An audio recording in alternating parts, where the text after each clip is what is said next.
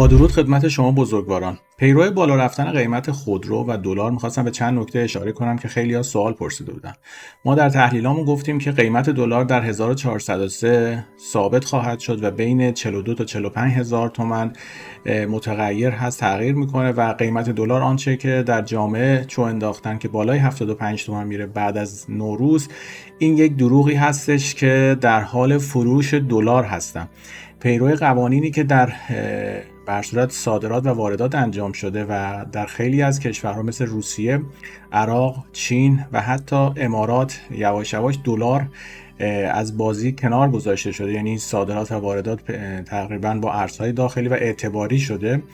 یک مقدار تلاطم در بازار دلار هست و البته خود دولت به عنوان بزرگترین دارنده دلار در حال فروش هست و این نوسان رو در بازار ایجاد میکنه، چون اینها یک پروژه دیگه‌ای دارن در منطقه پیاده میکنن و نیاز به سرمایه دارن. همونطوری که همیشه هر موقع خواستن یک پروژه ایجاد کنن در بازار نوسان ایجاد کردن. برای همین اسیر این بازار جمهوری اسلامی نشین. دلار دیگر آن کالایی نیستش که بتواند سرمایه شما رو محفوظ نگه داره و با قوانینی که بر روی دلار مثل طلا وضع کردن هر روز بر صورت کنترلش رو بیشتر میکنن. نه ایران یک بازی جهانیه، بر صورت اون اندوخته ها، اون پول هایی که چاپ شده رو باید کنترل کنن.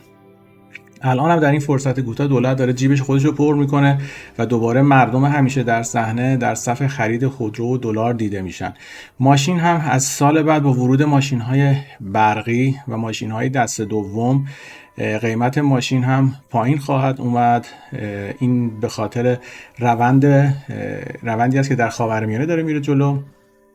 به هر صورت ایران هم موظفه ماشین‌های برقی رو بیاره و این مواردی هم که قیمت خودرو رو دارن میبرن بالا به خاطر این موضوع هستش که این خودروها رو بفروشن. یعنی تا این هیجان در بازار ایجاد نشه، اگر دقت کرده ببینید 2-3 ماه پیش عملاً تا همین یه هفته پیش 2-3 ماه پیش شروع شد، تا همین یه هفته پیش بازار خودرو راکت بود، ولی دوباره با این تلاطم مردم پولهاشون رو میخوان بر صورت وارد بازار کنن و اسیر این خرید و فروش های دلار و ماشین شدن که تحلیل من این هستش که بازی این گونه نیست و اینها در حال فروختن و جمع‌آوری ارز از بازار هستن و قیمت ها دوباره متعادل خواهد شد و عملا بازار خودرو بر اساس معاهده پاریس که اینها امضا کردن و سند 2030، اینها موظف هستن که خودروهای برقی وارد کنن و مالیات بر خودرو رو افزایش میدن و به هر صورت این خودروهای برقی هم که بیاد مطمئنا تأثیر خواهد گذاشت در روند قیمت خودرو. به هر صورت این تحلیل منه، باز شما میتونید به هر صورت بر اساس اون دانش خودتون که مطمئنا تجربه هم دارید عمل کنید. ولی خب اگر نظر منو میخواستین بپرسیم، هم بهتون بگم که دلار مصنوعیه، قیمت ماشین مصنوعیه و به هر صورت اینها بازارگرمیه که بتوانن آنچه که دارند رو بفروشند تا از سال 1403 با وضع قوانین جدید اون بار بنجلی که دستشون هستش رو به حال نمونه.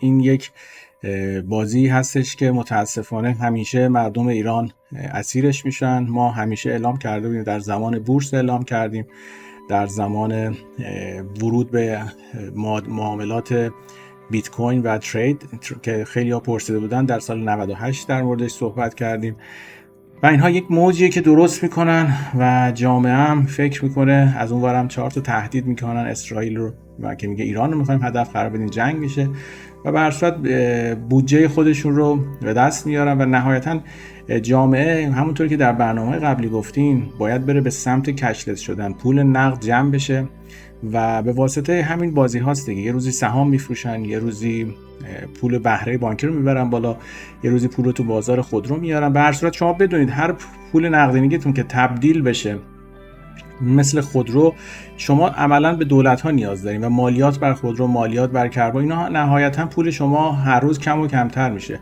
بازار دلار هم که میگم یه سری به خاطر اینکه هنوز جا نیفتاده این قوانین جدید، چون الان اگر شما بخواید با دلار مثلا با کشور عراق که ما داریم کار میکنیم مبادله کنید 20% ضرر میکنین. اگر شما بخواید قیمت به دلار بفروشین و دلار تحویل بگیرین، قیمت دلار آزاد و دلار دولتی 20% متفاوته و خیلی از بانک‌های عراقی دیگه اصلا با بانک‌های ایرانی هم کار نمی‌کنن و این باعث شده که این روندی که حالا به حال مجموعه‌های جدیدی که در اقتصاد جهان تعبیه شده برای کنترل کردن این حجم از نقدینگی مثل بریکس، مثل شانگهای، باعث خواهد شدش که برصورت حتی اگر وارد کننده یا صادر کننده هم باشین، به واسطه اعتباری که بانک ها به شما میدن کنترل کنن که شما نقدینگی رو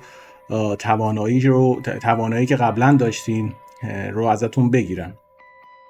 تحلیل من بازار دلار همینه. بر صورت خاورمیانه به حال دوران زایمانش فرا رسیده. این درد زایمان حالا ممکنه 3 ماه طول بکشه، ممکنه 6 ماه.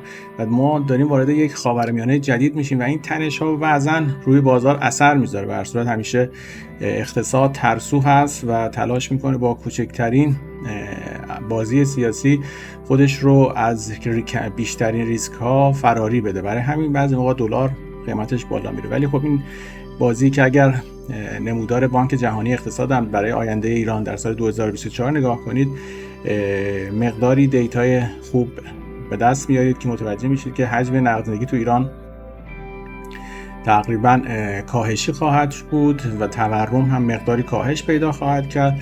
ولی خب باز هم برای خرید کالاهای اساسی به واسطه رشد مالیات ها و هزینه تراشی برای زندگی مردم در صورت قدرت خرید مردم کمتر خواهد شد.